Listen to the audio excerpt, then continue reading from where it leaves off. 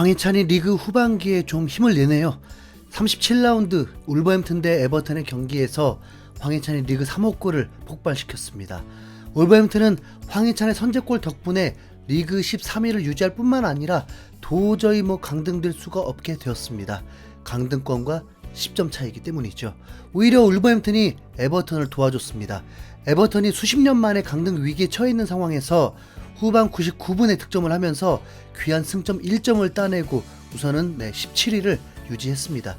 로페테기 감독은 이 경기에서 오랜만에 황희찬을 선발 출전시켰습니다.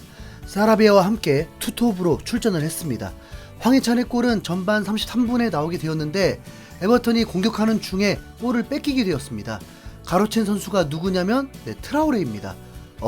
근육맨은 볼을 가로치자마자 냅다 뛰기 시작했습니다. 왜냐하면 장점이거든요. 그의 드리블 능력만큼은 탑 클래스니까요. 우선 황희찬이 스트라이커인 만큼 윗선에 있었고 황희찬도 뛰기 시작했습니다. 그런데 트라오레는 패스하지 않고 질주합니다. 황희찬은 당황한 건지 드리블하는 트라오레보다 훨씬 늦었습니다. 그때서야 황희찬은 가로질러 반대편으로 질주하기 시작했는데 그래도 황희찬에게 주지 않고 더 반대로 뜁니다. 그리고 박스 안까지 들어가더니 기어코 슈팅까지 시도했습니다. 손흥민이 벌리전 득점이 11초가 걸렸는데 트라오레는 처음부터 전력 질주로 10초 만에 슈팅을 만들어 버렸습니다. 그럼 뭐예요? 골이 안 들어가는데. 트라오레는 골 결정력이 매우 낮다는 게 최대 단점이죠. 그런데 그 슈팅이 유효슈팅이 되면서 골키퍼 선방으로 볼이 흘러나왔고 완벽한 위치 선정으로 그 볼이 황희찬에게 오면서 침착한 슈팅으로 득점에 성공한 것입니다. 결과적이지만 차라리 황희찬에게 패스를 했다면 공격 포인트라도 얻어냈을 텐데 하필 이상하게 황희찬은 득점 후 트라오레 반대편에서 세레머니를 하고 트라오레는 그 자리에서 몇몇 동료들에게 공로를 인정받고 있었습니다. 둘 사이 괜찮은 건 맞죠? 최근 황희찬 이적설도 뜨고 있긴 하던데. 울버햄튼은 후반전에도 1대0을 유지하고 있었고 황희찬이 후반 29분에 교체되었습니다. 우선 풀타임 소화를 거의 해본 적이 없어서 몸에 무리가 왔을 수도 있죠. 이대로면 울버햄튼은 크게 달라지는 건 없고 에버튼은 승점을 쌓지 못하고 매우 위험한 상황이 되죠. 리즈가 컨퍼런스 리그 결승 진출로 열심인 웨스트햄과의 대결이다 보니까 체력적으로 리즈가 매우 유리한 상황이라서 에버턴이 지옥으로 진짜 갈 수 있거든요. 그런데 에버턴은 99분에 문전으로 날아온 크로스를 울버햄튼 골키퍼가 잡아내지 못하고 흘러버리면서 미나가 골문 앞에서 밀어넣으면서 천금 같은 동점골을 넣어버렸습니다. 이 정도면 울버햄튼에게 고마워해야죠. 황희찬은 교체가 됐는데도 경기평점 7.5로 팀 내 1위를 기록하기도 했습니다.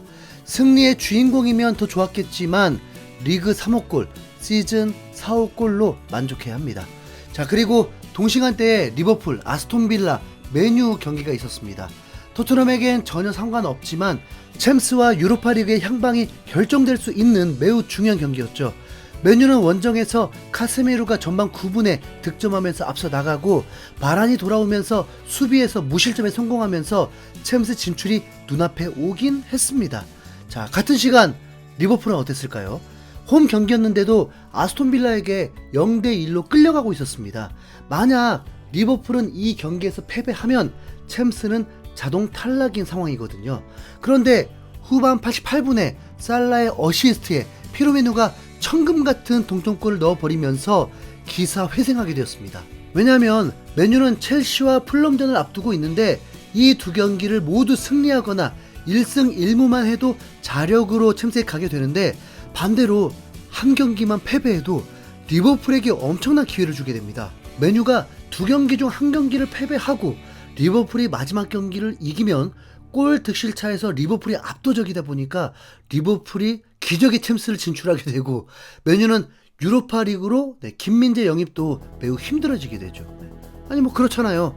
나폴리 우승 주역이 유로파 리그 팀으로 가는 건 좀 그런데 바란도 카세미로도 레알 마드리드에서 오긴 했죠. 아무튼 거기다 아스톤빌라가 최소 컨퍼런스 리그에 진출할 수 있는 기회를 만들었습니다. 리버풀을 이길 뻔했으니까요. 토트넘은 브렌트포드와 승점 1점 차로 8위. 토트넘은 전반기 운이 좋아서 그렇지 사실 15위 팀 같긴 했어요. 네. 잊으려고 해도 안 잊혀지네요. 자, 황희찬 리그 3호 골을 축하하고 자, 니가 가라 챔스 지켜보겠습니다. 이상 흰수염고래였습니다. 감사합니다.